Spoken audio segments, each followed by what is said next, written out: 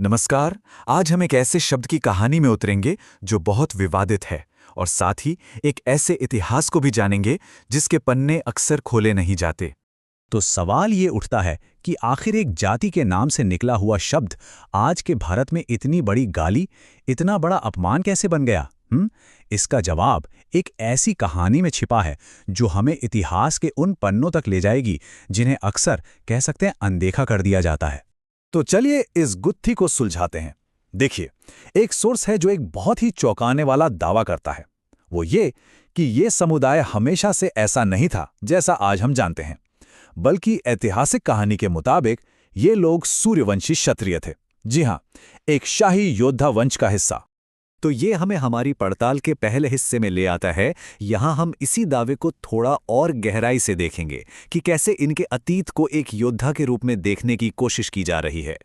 अच्छा, इस पूरी कहानी को समझने के लिए दो सिस्टम्स के बीच का फर्क समझना जरूरी है जो ये सोर्स बताता है। एक तरफ है वर्ण व्यवस्था, मतलब आपका काम क्या है, आपका पेशा क्या है, उसके आधार पर समाज में आपकी जगह तय होती थी। और दूसरी तरफ है जाति व्यवस्था, जो बाद में आई और जन्म पर आधारित हो गई। तो ये पूरी कहानी इस बात पर टिकी है कि पहले पुराने भारत में किसी की सामाजिक हैसियत उसके काम से होती थी, उसके जन्म से नहीं।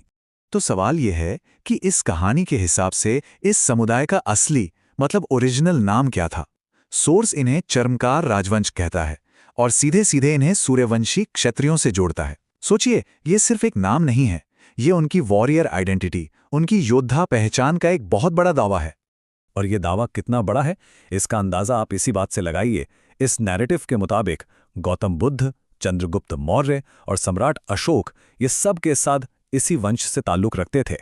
मतलब ये इतिहास की एक बिल्कुल ही अलग और बहुत पावरफुल तस्वीर हमारे सामने रखता है।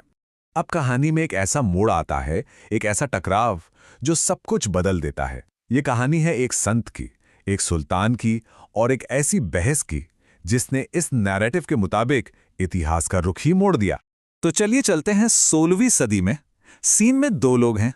एक तरफ है संत रविदास, इसी चर्मकार वंश के एक बहुत ही माने हुए गुरु, और दूसरी तरफ दिल्ली का ताकतवर सुल्तान सिकंदर लोधी। आप समझ ही सकते हैं कि पावर किसके पास ज्यादा थी। तो कहानी में एक बड़ा ही नाटकीय मोड़ आता है। सुल्तान एक मिशन पर अपने दूत को भेजता है, जाओ और संत रविदास को इस्लाम कबूल करवाओ।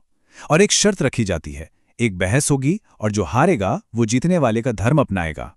लेकिन जो हुआ वो किसी ने सोचा नहीं था।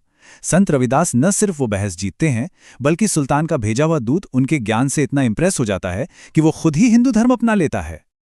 लेकिन इस जीत की कीमत बहुत भारी पड़ने वाली थी और यहीं से हमारी कहानी का अगला हिस्सा शुरू होता है। हम देखेंगे कि कैसे एक अकेले इंसान की जीत पूरे समुदाय के लिए एक सजा बन गई और कैसे एक अपमान का जन्म हुआ। इस घटना के बाद जाहिर है सुल्तान गुस्से से आग बबूला हो गया। उसने संत रविदास को कैद कर लिया, लेकिन लोगों ने इतना विद्रोह किया कि सुल्तान को झुकना पड़ा और उन्हें छोड़ना पड़ा। पर कहानी यहां खत्म नहीं हुई। संत रविदास के गुजर जाने के बाद सुल्तान का जुल्म फिर से बढ़ गया। जब पूरे के पूरे चर्मकार समुदाय ने इस्लाम कबूल करने से मना कर दिया, तो उन्हें एक सामूहिक सजा दी गई। उन्हें जबरदस्ती चमड़े के काम में धकेल दिया गया, एक ऐसा काम जिसे उस दौर में अशुद्ध माना जाता था। और यहीं पर वो सबसे जरूरी बात सामने आती है। ये सोर्स दावा करता है कि चमार शब्द इसी वक्त गढ़ा गया था। ये कोई पुराना ऐतिहासिक नाम नहीं था, नहीं। ये सिकंदर लोधी का बनाया हुआ एक अपमान था, एक गाली थी, ताकि इन योद्धाओं को जबरदस्ती दिए गए इस काम से जोड़कर उन्हें हमेशा के लिए जलील किया जा सके। और ये सिर्फ एक नाम बदलने तक ही सीमित नहीं था, ये एक सोचा समझा प्लान था। उन्हें चमड़े के काम में धकेला गया, उन्हें नीची जाति का ठप्पा लगा दिया गया, और सबसे खतरनाक चाल, उनकी पढ़ाई लिखाई पर पाबंदी लगा दी गई। क्यों? ताकि उनकी आने वाली पीढ़ियां अपने गौरवशाली अतीत को कभी जान ही ना पाएं। लेकिन जैसा कि होता है, जितना किसी चीज को दबाया जाता है वो उतना ही उभरती है। इतने जुल्म के बावजूद हिम्मत और गर्व की एक विरासत जिंदा रही। तो चलिए देखते हैं कि ये कहानी मॉडर्न जमाने तक कैसे पहुंचती है। चलिए अब एक लंबी छलांग लगाते हैं और सीधे 20वीं सदी में आते हैं। साल था 1943। ब्रिटिश सेना ने ऑफिशियली चमार रेजिमेंट बनाई। सोचिए ये कितना बड़ा मौका रहा होगा। एक तरह से ये उस समुदाय की खोई हुई योद्धा विरासत को मॉडर्न जमाने में एक पहचान मिलने जैसा था। और इस रेजिमेंट ने सेकेंड वर्ल्ड वॉर की एक बेहद अहम लड़ाई बैटल ऑफ कोहिमा में अपनी बहादुरी का लोहा मनवाया। उन्हें इसके लिए सम्मानित भी किया गया। हाँ, 1946 में इसे खत्म कर दिया गया, लेकिन आज भी इसे दोबारा बनाने की मांग उठती रहती है। और जब भी मॉडर्न भारत में सामाजिक न्याय की लड़ाई की बात होती है तो एक नाम लिए बिना बात अधूरी है, डॉक्टर B.R. अम्बेडकर। उन्होंने अपनी पूरी जिंदगी दलित और पिछड़े समुदायों को समाज में बराबरी का हक दिलाने में लगा दी। आज भी वो करोड़ों लोगों के लिए एक आइडियल हैं, एक प्रेरणा है। तो अब हम इस पूरी कहानी के आखिर में आ गए हैं और ये नैरेटिव हमें सोचने पर मजबूर करता है कि इसका असल मतलब, इसका बड़ा मतलब क्या है।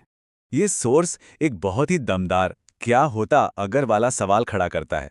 वो कहता है कि सोचिए, अगर सदियों पहले इस पूरे समुदाय ने धर्म बदल लिया होता तो आज भारत का डेमोग्राफिक नक्शा ही कुछ और होता। शायद मुस्लिम आबादी 50 करोड़ से भी ज्यादा होती। मतलब ये उनके उस एक ना की ऐतिहासिक अहमियत को दिखाने का एक तरीका है। और आखिर में ये पूरी कहानी हमें एक बड़े सवाल के साथ छोड़ जाती है। हमारी पहचान सिर्फ इस बात से तय होती है कि क्या हुआ था, या इस बात से भी कि हम अपने अतीत की कौन सी कहानी सुनाना चुनते हैं। क्योंकि इतिहास, देखिए, सिर्फ तारीखों और घटनाओं का कलेक्शन नहीं है। ये इस पर भी निर्भर करता है कि हम उन घटनाओं को जोड़कर कहानी कौन सी बनाते हैं।